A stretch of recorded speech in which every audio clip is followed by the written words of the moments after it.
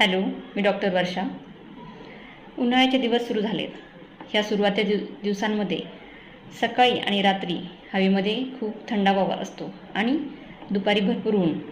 मग अशा काळामध्ये आपण जर वेट लॉस करत असाल तर मग आपल्याला हायड्रेशन मेंटेन करणं किंवा आपल्याला आपल्या शरीरामध्ये पाणी टिकून ठेवणं खूप अवघड जातं आणि वेट लॉस त्याच्याबरोबर करायचा असतो आपल्याला.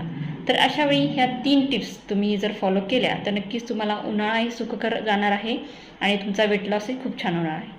पहिली टीप, सकाळी उठल्यानंतर ज्यावेळेस हवेमध्ये थंडावा असतो त्यावेळेस 1 ग्लास गरम किंवा कोमट पाणी घ्यायचे आहे. याच्यामुळं काय होणार आहे, तुमची जी मेटाबॉलिझम आहे किंवा जी चयापचयाची क्रिया आहे ती चांगली राहणार आहे.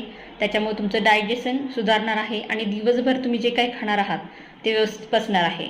पण दिवसभर तुम्ही थंड पाणी घ्यायचं आहे, फक्त सकाळी गरम पाणी. त्याच्यानंतर सेकंड टीप, तुम्ही दिवसातनं 2 ते 3 ग्लास भरून ताक घ्यायचं आहे. पण हे ताक कधी घ्यायचं तर आपण बऱ्याच वेळा जेवणाबरोबर ताक घेत असतो, तर तसं न करता जेवणाच्या आधी एक अर्धा तास तुम्ही हे ताक घ्यायचं आहे. त्याच्यानंतर 3 ते 4 या वेळेमध्ये पण एक ग्लास भरून ताक घ्यायचं आहे आणि संध्याकाळी जेवणाआधी अर्धा तास 1 ग्लास भरून ताक घ्यायचं आहे. याच्यामुळं काय होईल की तुमचं पोट भरेल आणि जेवणाची क्वांटिटी कमी होणार आहे.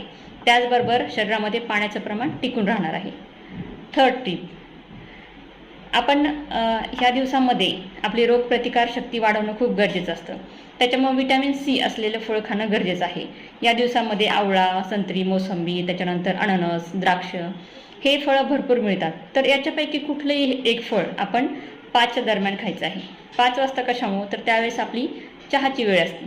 जर आपण त्यावेळी चहाच्या ऐवजी एखादं फळ खाल्लं तर नक्कीच चहा स्किप होणार आहे आणि त्याच्यामुळं तुमच्या शरीरातलं जे शुगर लेवल वाढणार आहे ती कमी होणार आहे आणि त्याच्यामुळं तुमचा पोट तर भरणारच आहे, त्याच्यामधून फायबर पण भरपूर आपल्याला मिळणार आहे आणि तुम्हाला छान व्हिटॅमिन सी मिळाल्यामुळं आपलं स्किनवर पण त्याचा परिणाम होणार आहे. उन्हाळ्यामध्ये जे काही डिटॅन होत असते स्किन ती पण होणार नाही. त्याच्यामुळे नक्कीच वेट लॉस पण छान होणार आहे या गोष्टींमुळं आणि आपला उन्हाळा आहे तो पण सुखकर जाणार आहे.